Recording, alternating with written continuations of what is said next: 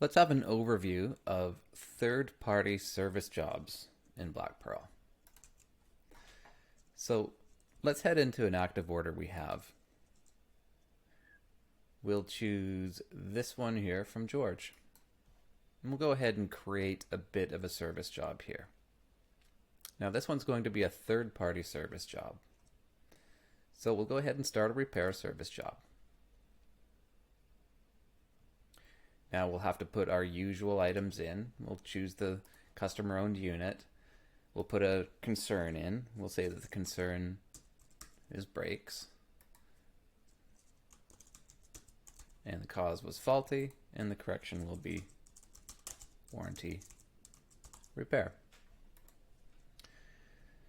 So now we'll look at this part here. Who is paying for the job? And when you select third party, you'll notice right away that a provider comes up, as well as, say, a deductible. Let's just put 100 in. Now let's take a side trip here. We have this provider list that came up. And you'll notice that there are only a short list of providers in this particular sandbox account. So let's look at this one here, finance it right. Let's take a little side trip. And have a look at finance it right. So now you'll see in here, in the vendor record for finance it right, you will see that there are products and services listed, quite a few in this case. Now the key here is that claims for service work was listed. Now if you go in to edit this record, or any vendor record, if you don't select claims for service work, then you will not be able to do that service job. So let's go back to that active order and go through the process of submitting that claim.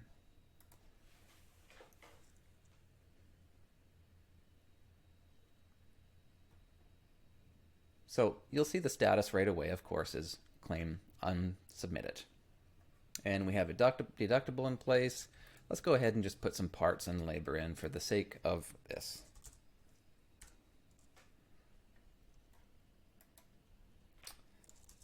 We'll put some general labor in, and let's say the general labor on this one will be 3 hours at 145.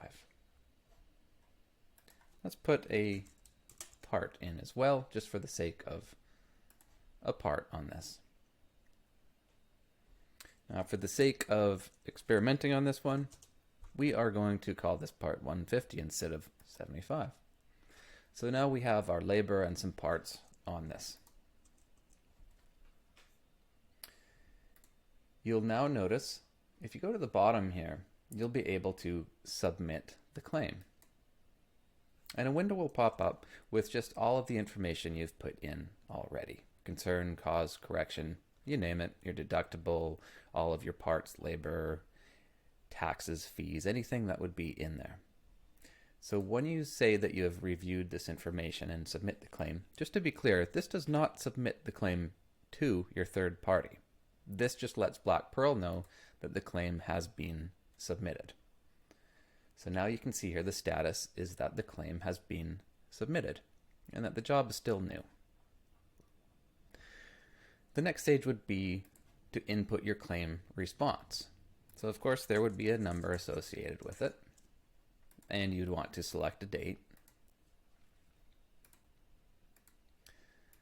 And you can add some notes if you'd like. Now the key is here is it's either accepted or denied. So in this case, let's look at saying, hey, this was accepted, but they were only going to pay for 2 hours of labor. So now it looks like you have that variance of $145. So in this case, you can go ahead, press next, and you'll see that that variance, the $145, if you had chosen to keep it on there, if you chose to keep the 3 hours, the other option would be to reduce it to 2 hours. But if you chose to keep those 3 hours, because those 3 hours are still needed, you are now billing that extra hour to the customer. So when you finalize it, what's going to happen is a secondary service job is going to open up within this customer order, and you'll notice that it is a customer pay job. Now, for the sake of this particular video, only looking at third-party service jobs, we won't get into creating appointments and unit check-ins and all of the other stuff. We are just going to go straight to finalizing the job, without even customer approval, because this video is just focusing on the functionality of third-party service. So we're just going to complete this job right away, knowing that we have skipped some steps for the sake of this video. So now this service job is complete. Now let's look at this one here. This is approved. We can also take this to complete. So now what we have here are two service jobs. The first service job is for a claim, and the second service job was that variance that the customer is going to pay. Both of them are complete. So now let's have a look at the checkout. So when you go to checkout, you'll see service job 2. There's that $250 being charged on that variance. Let's have a look at the job here. Parts and labor.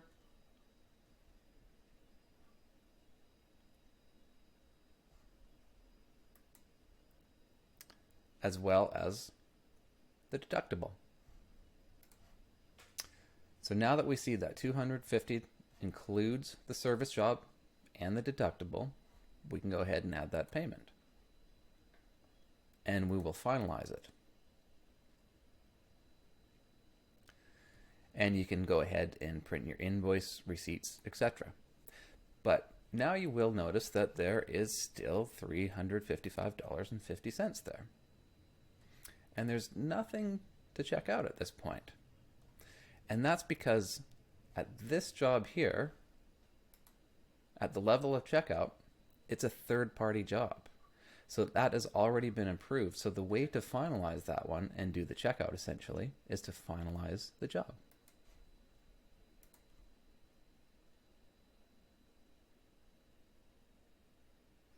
Now you can go ahead and print your invoices, and you'll see it will automatically close that customer order for you. So now you have billed third party as well as your customer pay. And as long as your transaction types and your accounting integration and your categories have been set up properly, this will now have sent the proper accounting transactions to your accounting package. Hope this video has been helpful.